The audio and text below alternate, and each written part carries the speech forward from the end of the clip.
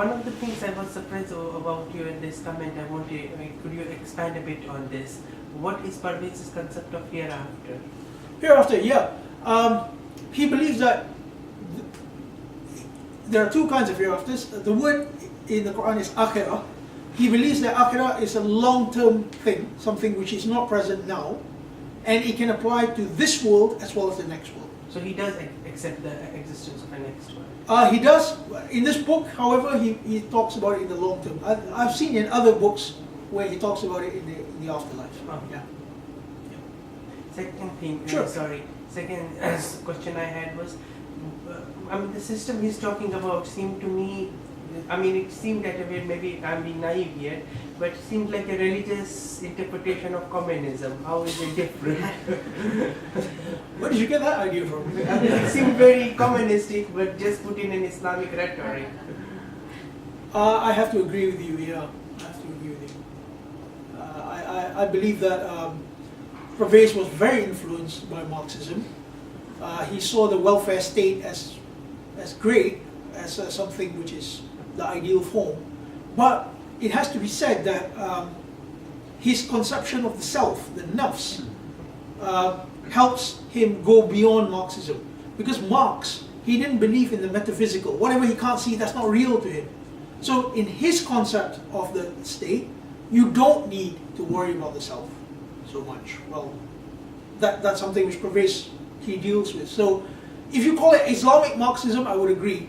Pure Marxism, no, I would disagree. Well, it is in Islamic rhetoric, so yeah. Islamic Marxism. Islamic Marxism. But then the criticism of it would be the criticism of Marxism, that it fundamentally misassumes the idea that how humans behave. Yes. It's fine that few humans can develop themselves, Sure. few humans can become charitable, but it would be grossly, it would take, maybe we would need to genetically alter human genome to make everyone unselfish and everyone function in this way. That's not how human behavior works. So I personally prefer a welfare state. And second, my second concern is this, that I think the domain of religion should be left to personal development. As you said, that's fine. But the very moment we try to build a sex system on it, we would get into trouble. We would be hinting at one or the other forms of, maybe slightly, one or the other forms of mild theocracy. So I would prefer to leave these things in a secular domain. What are your comments? I think it goes back to this point here. Oh boy, no, that's not going to happen, is it? Okay, well, you see, at one point, Parvez says that Islam, he does not see Islam as a religion. So when Parvez says establish Islam, he's not thinking establish theocracy. Mm-hmm. Rather, he's establishing elements within a socio-political system which conforms to what you consider to be secular. Okay. Yeah. So Parvez is not saying, okay, well, the state, let's build loads and loads of mosques. No, that's not what he's about.